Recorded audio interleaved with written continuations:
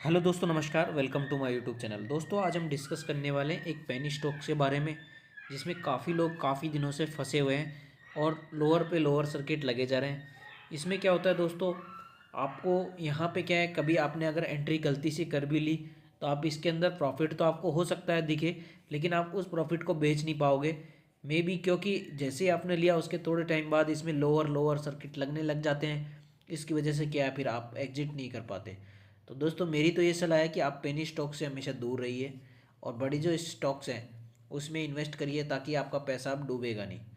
इसमें क्या होता है दोस्तों, पैसा हो सकता है आपका जल्दी बन जाए, लेकिन हो सकता है आपका जल्दी पैसा ख़त्म भी हो जाए।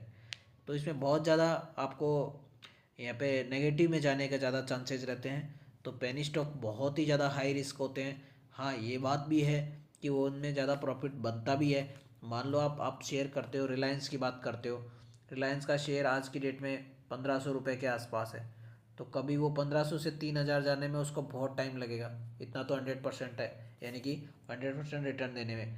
लेकिन इसमें क्या है, पेनी स्टॉक से मान लो आपको देखने को मिल रहा होगा यहाँ पे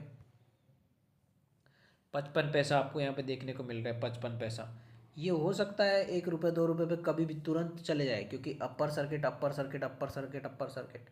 लेकिन लोअर लगना स्टार्ट हो जाते तब उससे निकलना भी मुश्किल हो जाता है। तो अभी हम कंपनी का नाम सबसे पहले मैं आपको बताने वाला हूँ। कंपनी का नाम आपको यहाँ देखने को मिल रहा होगा, हर्षिल एग्रोटेक कंपनी लिमिटेड है। हर्षिल एग्रोटेक्स, जो आज की इसके अंदर ट्रेडिंग तो हो रही है। ऐसा नहीं है कि ट्रेडिंग ही आप बोल सकते हो कि ट्रेडिंग ऐसा नहीं है कि सिर्फ और सिर्फ मंडे को हो रही है, या फिर जैसे काफ़ी स्टॉक्स ऐसे होते हैं जिनमें ईएसएम वगैरह स्टेज वगैरह में डाल देते हैं। उनमें सर वीकली ओनली 1 बार ट्रेडिंग होती है। इसमें भी हो सकता है आने वाले टाइम में ऐसा हो जाए, लेकिन आज की डेट में इसके अंदर ट्रेडिंग होती है, लेकिन इसमें ज़्यादा कुछ दिखाई देने को नहीं मिलता है। 5 दिन का अगर हम ट्रेडिंग सेशन बात करते हैं तो आपको देखने को मिल रहा होगा, यहाँ पे भी लोअर सर्किट कभी खुल भी जाता है थोड़ी देर के लिए। अपर में लोअर अपर थोड़ा बहुत आपको यहाँ पे मेरे हिसाब से आपको निकलने का मौका ही नहीं देगा। तो इस वजह से आप इन शेयर्स कोई भी हो, पेनी स्टॉक से आप दूर रहिए। स्पेशली जिनका मार्केट लेस देन 100 करोड़ है। 100 करोड़ से अगर लेस देन कम है मार्केट कैपिटलाइजेशन कंपनी का, तो आप उनसे दूर रहिए। वो आप किसी के कहने पर उनमें इन्वेस्ट ना करें। अभी हम देखेंगे कि इसका मार्केट कैपिटलाइजेशन कितना है। कोई भी कंपनी अगर आप कोई भी कंपनी अगर आपको ग्रेटर देन 1000 करोड़ लग रही है तो उसमें आप इन्वेस्ट कर सकते हो। फिर भी उसके अंदर भी आपको अपना स्टडी करना पड़ेगा। इसी प्रकार अगर हम एक 1 मंथ का देखते हैं तो भी आपको यहाँ पे देखो नेगेटिव में ही रिटर्न देखने को मिला है, 16% के आसपास।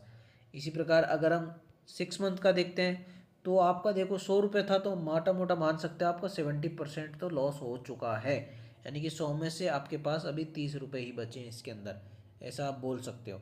अगर कंपेरिजन करते हैं, अगर हम देखते हैं कि पूरा जो इसका मैक्सिमम चार्ट पैटर्न देखते हैं, 1 ईयर का देखते हैं, लास्ट 1 ईयर में आपका अगर आपने 100 रुपीज़ लगाया तो कितना हो गया, वो ओनली 7 रुपये हो गया। तो इसलिए तो मैं कह रहा हूँ दोस्तों, इनमें आप इन्वेस्ट ना करो तो अच्छा रहेगा। अगर 5 साल की बात करें तो 5 साल में आपको ज़रूर यहाँ पे काफ़ी अच्छा रिटर्न दिया है। तो यही एक पेनी स्टॉक का सबसे खासियत होता है। 12 गुना आपका पैसा, 1275, यानी कि 12 गुना आपका पैसा हो गया है। यानी कि आप देख सकते हो किसी टाइम पे उसकी जो शेयर की वैल्यू थी 40, मतलब 40 पैसा भी आप उस बोल सकते हो। उसके बाद में 12 पैसा, मतलब यहाँ से यहाँ तक आप देख सकते हो कितना जंप देखने को मिला है। अगर आपने यहाँ पे पैसा लगाया होता सपोज 21 फरवरी को, तो आपका जो पैसा है वो मतलब कितना परसेंट गुना हो जाता, मैं आपको यहाँ पे थोड़ा सा दिखा देता हूँ। यहाँ पे हम थोड़ा एडजस्ट करके देखते हैं इसको।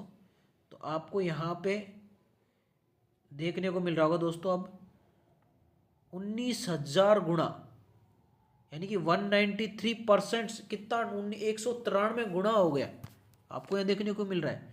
इसलिए पेनी स्टॉक्स बहुत ज़्यादा रिस्की भी होते हैं ना, लेकिन बहुत ज़्यादा आपको यहाँ पे रिटर्न भी देते हैं। इसी प्रकार अगर हम टोटल की बात करते हैं तो आज तक कंपनी ने कोई रिटर्न बना के दिया नहीं है। हाँ, ज़रूर एक शॉर्ट टर्म में आपको यहाँ पे अगर आपकी किस्मत अच्छी रही और यहाँ पे 2014 में एंट्री ली और यहाँ पे अगर आप 24 के आसपास निकल गए तो आपने बम्पर रिटर्न बना लिया होगा, इसमें कोई डाउट नहीं है। लेकिन अगर आपने इस पीक पे अगर आपने बाय कर लिया तो हो सकता है वो पीक कभी दोबारा आए ही नहीं, या हो सकता है जल्दी आ जाए। तो इन शेयर्स की कुछ ज़्यादा बोल नहीं सकते क्योंकि इनके ऊपर बहुत ज़्यादा डाटा अवेलेबल नहीं होता है और इनका बहुत ज़्यादा कंपनी बिजनेस मॉडल्स इनका अच्छा नहीं होता है। तो यहाँ देखने को मिल रहा होगा कंपनी करती क्या है। कंपनी देखो, हर्षिल एग्रोटेक लिमिटेड, HAL उसको बोल सकते हैं, HAL यानी कि हिंदुस्तान एरोनॉटिक्स लिमिटेड नहीं दोस्तों, HAL मतलब हर्षिल एग्रोटेक लिमिटेड। ये करती क्या है, agriculture goods trades agriculture goods, commodities and agri metals वगैरह में इनमें काम करती है।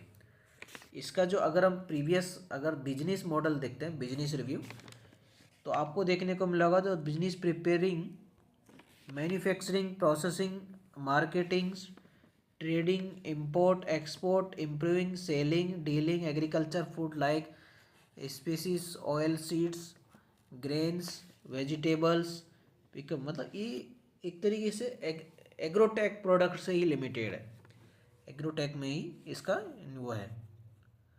आप देख सकते हो company increase authorise sale capital from 51 crore से 75 करोड़ इन्होंने ये किया।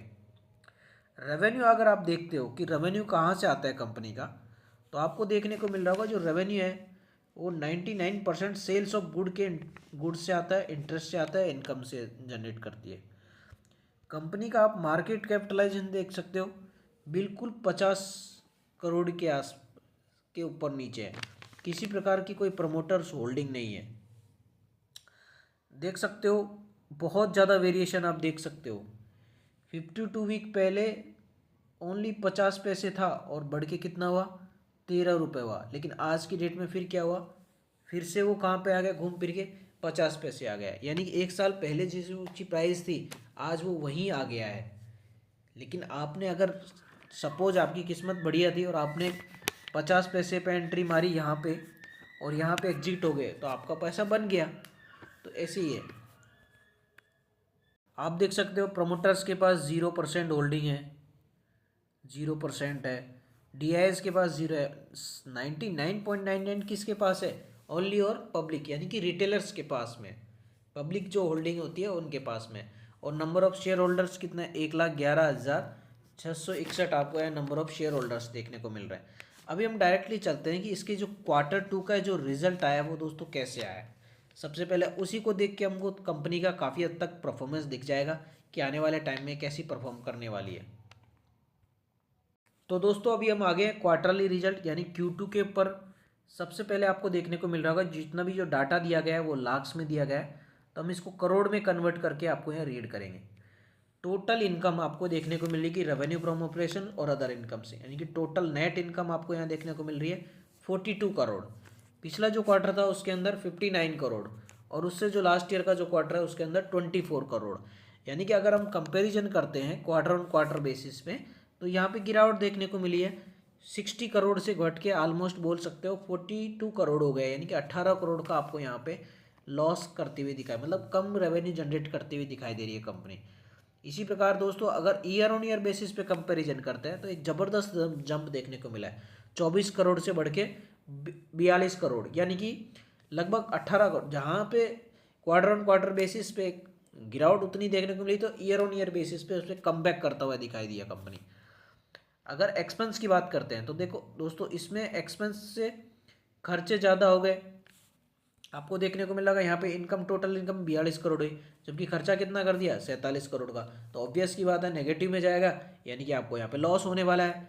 इसी प्रकार Q2 के अंदर, Q1 के अंदर आप देख सकते हो 59 करोड़ का यहाँ पे नेट इनकम हुई, तो यहाँ पे खर्चे थोड़े कम हुए तो आपको नेट प्रॉफिट देखने को मिलेगा Q1 के अंदर। और लास्ट ईयर का जो सितंबर मंथ था उसमें 24 करोड़ की टोटल इनकम हुई और 19 करोड़ का आपको खर्चा देखने को मिला। तो दोस्तों इस क्वार्टर के अंदर आपको क्या मिलेगा, लॉस देखने को मिलेगा। आप देख सकते हो ये जो क्वार्टर है net profit for the period की अगर हम बात करते हैं, यहाँ पे आपको देखने को मिलेगा net profit for the period, यानी कि यहाँ पे आपको 2 करोड़ का लगभग आप बोल सकते हो 3 करोड़ के आसपास लॉस देखने को मिला है। और पिछला जो क्वार्टर था उसके अंदर 6.5 करोड़ का आपको प्रॉफिट हुआ। और उससे जो पहले 4.8 करोड़ का भी प्रॉफिट हुआ, यानी कि क्वार्टर ऑन क्वार्टर बेसिस पे यहाँ पे जो प्रॉफिट था उससे लॉस में आ गई company, year on year basis से भी प्रॉफिट से लॉस में आई है। तो ये एक बड़ी बेकार चीज़ है।